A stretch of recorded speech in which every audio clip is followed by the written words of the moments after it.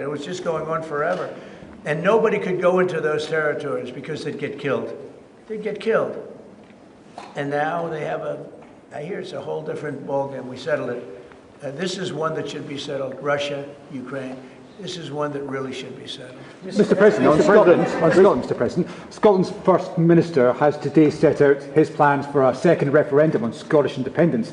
Can I get your reaction to that as someone with deep ties to Scotland? And, sorry, Mr. Prime Minister, can I also get your thoughts on that? If the SNP do win a majority at next year's election, then they have a right to hold a referendum, do they not?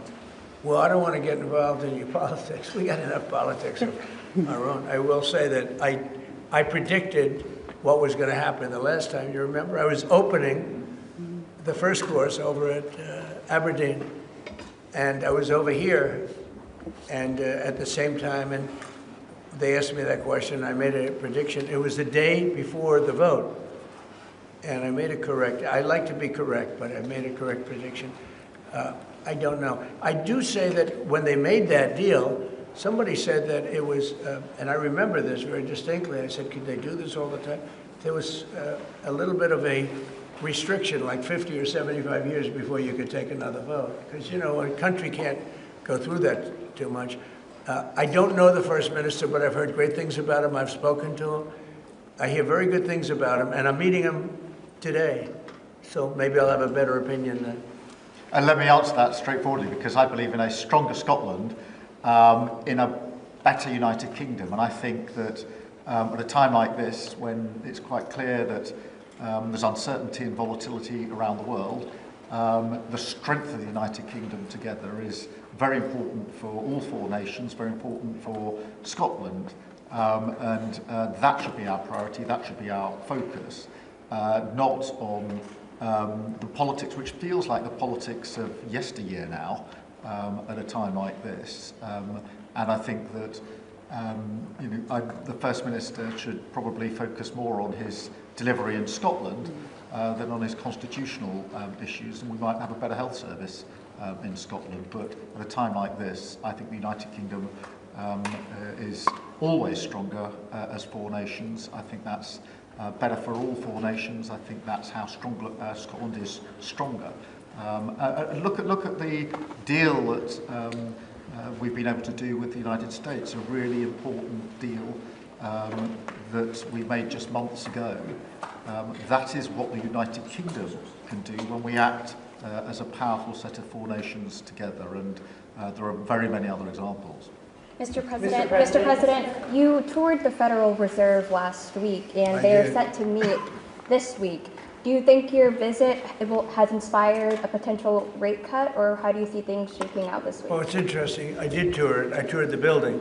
Yes. And if you looked at this building, if you came here like 14, 15 years ago, we've had it a long time. It's been an honor to have Turnberry. But I was on much more opulent walls, ceilings, floors. We had to do this. And we did a very great job. I mean, you see how beautiful it is inside. Everything was saved, everything was preserved. We had ceilings that were in bad shape, they were falling down. You know, it's very old, wasn't properly maintained. Now it's brand new and beautiful, and we saved everything. If you really think here, you took a look and you were sort of commenting the coloring. Now this is a brand new building, but if you look outside, it's equally opulent and beautiful, and we didn't do that by spending, you know, hundreds of millions of dollars in surrounding a railing underneath the area that you're painting. I mean, I've never seen that. Brand new, beautiful plywood, very expensive, wrapped around a figurine or a railing to preserve it. But you don't have to do that. You can just wrap a cloth, they call it a blanket, and you don't even have to do that if you're careful when you're doing the ceiling. But I don't know what they did. They'd take down a ceiling and put up a new ceiling, and the new ceiling had no opulence to it. Or they'd fix the ceiling. But I would say that all I need is a good plaster and a can of paint. And, you know, they spent $3.9 billion.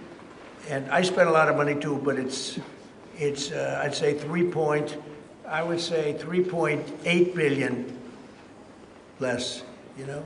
Meaning I spent probably $100 million making this place incredible. And you were saying a lot of that was local trades.